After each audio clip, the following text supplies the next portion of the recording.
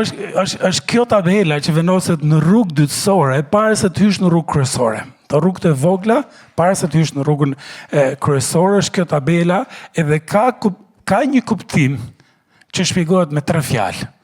Ndalo, siguro, kalo. Ndalo, siguro, pastaj kalo, futo në rrugë të madhe.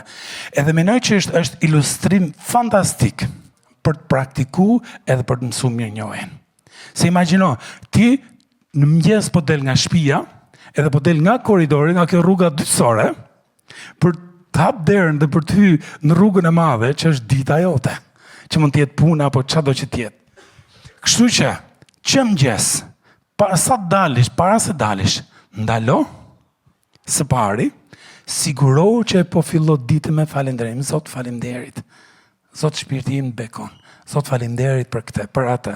Pastaj kalo, pastaj filloje ditën, ma tanë portostante, ma tanë shtëpisë tënde dhe thuaj, Zot, unë du ta bekoj emrin tënd sot. Nuk e di çfarë do ndodhi, as e kam kokrën e idesë çfarë do ndodhi sot, por e di që ti e di. Edhe për shkak se ti shkon para meje, unë e di që do jetë një ditë e bekuar dhe unë të them si Davidi, do ta bekoj emrin tënd edhe s'do ta harroj mirësinë e Perëndis. Në njëri më thot, po qa mirësie, po thu ti, se unë s'po shoh asgjë gjë të mirë. Sepse unë në punë s'jam. S'jam mirë nga shumë drejtime. Unë s'jam njerëz në Shqipëri. Mos më pëlqen, këto Gjermanë vinë në Shqipëri, unë du të shkoj në Gjermani. Ose, shiko, mirënjohja nuk ka të bëjë me gjërat që ke apo nuk ke. Nuk do jetë asnjëherë kështu. Është qëndrim zemre, është diçka që ti e kultivon sepse e di që kudo që ti jesh, Perëndia do jetë me ty.